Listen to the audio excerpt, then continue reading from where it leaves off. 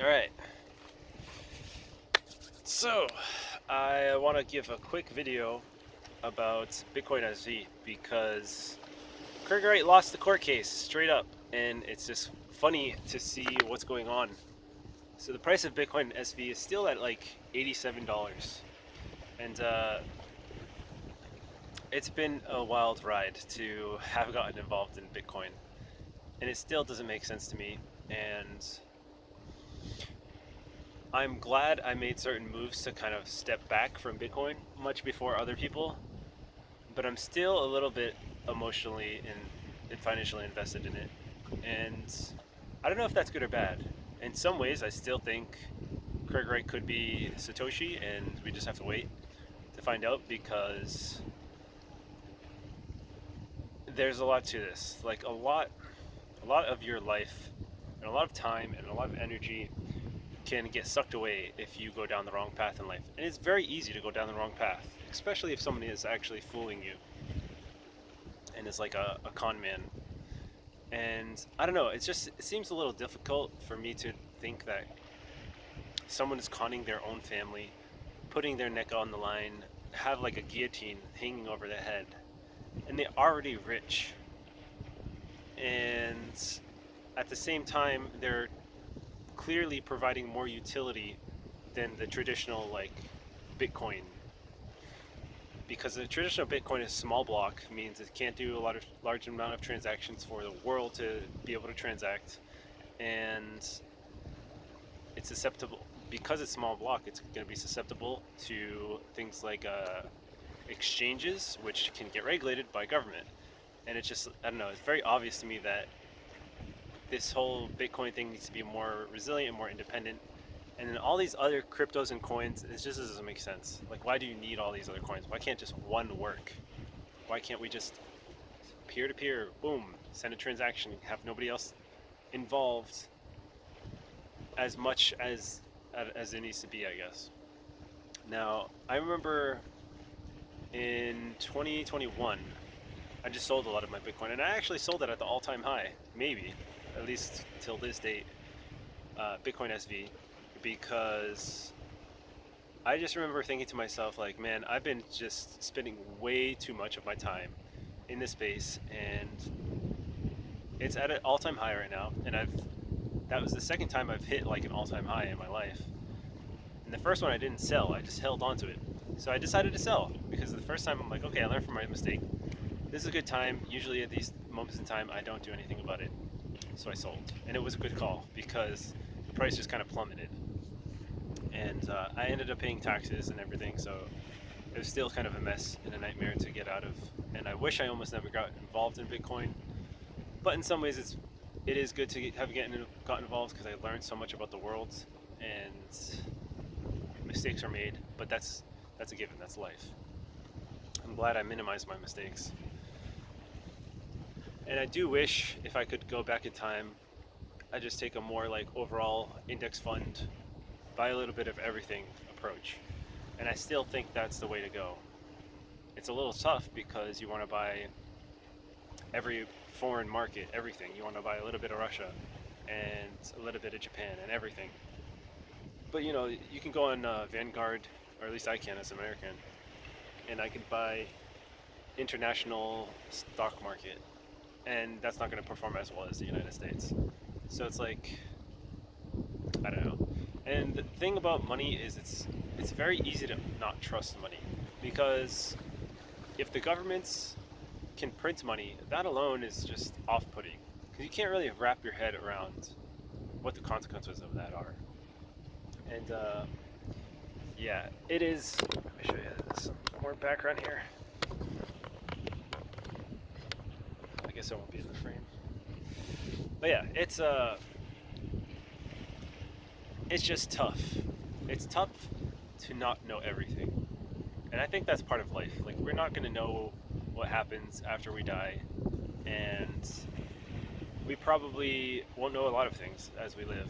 But I don't know, is that so important? I think it's just because you don't know everything doesn't mean that you can't live in positivity. It doesn't mean that you can't have love and compassion for other people and try to make the best out of your life, try to make it the best out of your circumstance. And yeah, it's a little bit a shame that Bitcoin SV is not on top. I don't know, it's a little bit of a cult, I guess. But you could say that about a lot of things. I mean, is it so bad to have been researching Bitcoin when you could have gotten involved in like a Fortnite cult or some video game or some vice or something to really waste your time? I think no. I think there's a lot of productivity that is involved in Bitcoin, and it's fun to imagine this like this alternate vision of how the future can be for humanity in terms of money and in terms of stepping away from giving government so much control and giving people back more of their control. Because it's very obvious to me that there is just straight up, I don't want to call it exactly communism, but it's like a mix of communism and capitalism. But there's definitely less representation going on. When you get taxed, you just pay that tax. There's no one is like talk to you about the morality of taxes, give you the option, think about you, speak with you. It's not like the travel days where you could actually have some kind of voice or impact. I mean, for better or for worse. I mean, maybe in the travel days things were a lot more cutthroat and power kind of ruled. But I don't think so. I think whoever has a compelling argument usually wins. But it's just a shame that you're taxed and that's it. You just give your money. That said, I mean, I'm still grateful because I was born an American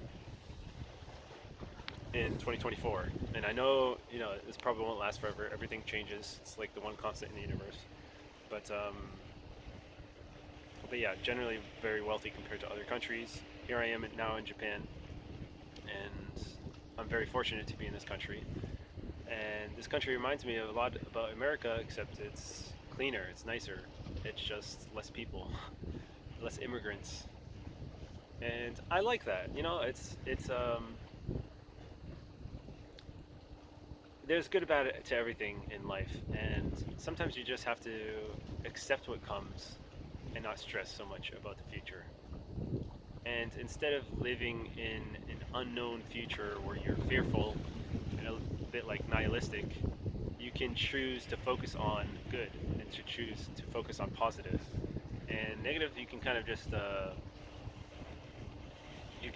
minimize. I mean, it's there. It's like yin and yang, I guess. But if you spent a lot of your life in negativity when you were younger, then you can choose to live it in positivity when you're older. And that's kind of how I feel. I think a lot of my early life was just negativity because I guess I don't know, parents were having kids they can't afford, even though they're still in the top 1% because they're from the United States. But there's a lot that goes involved in that, and yeah, that's just how things are. We're all born in a different circumstance in life. I can't control it. It's just how God made things, and you just accept it and move on. And yeah, and even if God doesn't exist or whatever, and it's just all one universe, where it's like when you die, that's it, and there is no like alternate timelines. That's fine too, because you can just live the rest of your life in love and try to make the best out of it. And you want to strive to make things better. We want to get into like a situation where we're like Star Trek, and we're using technology to really push the boundaries of where humanity can go. So maybe we can ask like a high level question like, why do we exist? Maybe if we keep expanding, we'll find that answer, and I think that's a worthwhile pursuit. So yeah, but it is a shame that Craig Wright lost this, and he is a fraud, so to speak. Maybe not. I don't know. That's yet to be determined. Maybe the court's gonna have to look into this more and then find out that he is Satoshi. I don't know. But even if he is or isn't, it doesn't matter. Just like my last video. Just focus on your own life and try to make the best out of it. I think it would have been good for him to be Satoshi from my perspective, because I feel like I have a bit of an edge compared to the average layperson in terms of developing something good on Bitcoin. But at the same time, just taking a step back, there's a limit to how much I want to invest in Bitcoin, and I think I kind of hit that limit a while back. I think I would have invested more had I seen more positivity in the space and things generally growing more rapidly in a positive direction. But it seems like things are stagnant until some event happens. Exactly what that event is, I don't know. But rather than wait for events, though, I'd rather focus on my own life and try to create that event myself. Like, I spent a long time in the United States, and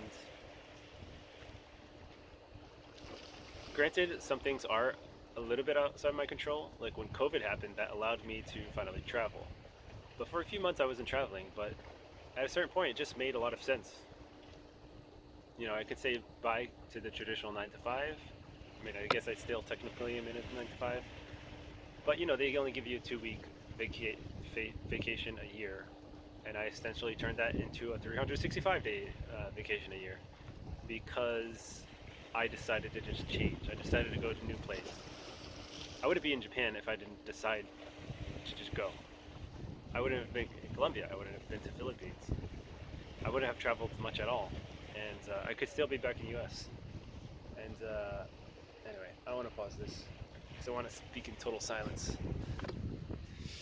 But yeah, I mean, I just want to, I guess, wrap this up and say that it doesn't change much. I'm just going to enjoy life more because I'm not going to put so much pressure on trying to create like this Bitcoin app and try to be the next Steve Jobs or something like that. I think a lot of that came from my past self. It's like from trying to be egotistical and try to make something like happen so I could have like respect, or people could respect me, or I become like famous, or I do something good where I get admiration from others, and I get like a good quality life, like a multi-billionaire with a hot girlfriend and a Ferrari, and just like that's just, I don't know, that's just like childish, I guess. Like when you grow up, you realize, oh, I share this planet with 9 billion people, and they're all kind of thinking the same thing, and it can be a struggle unless you let loose and you just let things happen naturally. So yeah, I think that's going to be my stance moving forward, and I'm just going to use my brain to kind of have like the reverse of that ego. It's like instead of that, I'm going to try to give to others and try to consume less and do less and just be content with what I have and enjoy my existence. And that's it, and not be too wrapped up in any one thing. And anytime something feels like, oh, it's very much so like, oh, it has to be a certain direction, it has to be this one certain way, I can kind of flip that on its head and just reverse it and say like, oh no, you can kind of just flow through life and not be so attached to any particular outcome of anything. And I think that's a very healthy way to live. So yeah, I'll leave it at that. Thanks for listening.